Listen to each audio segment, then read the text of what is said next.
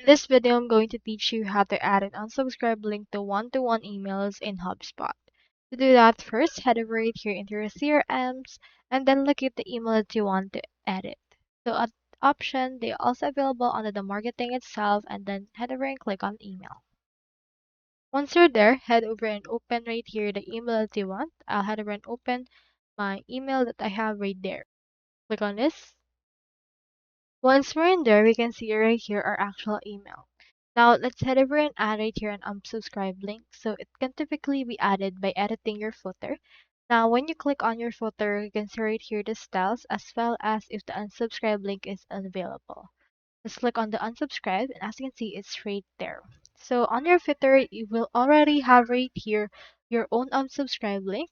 So you can head over and add it right there, and once you're done, just proceed to review and send this. So that's all there is today, and if you haven't signed up for HubSpot yet, make sure to use your affiliate links given in the video description. Thanks for watching, and I will see you in my next video.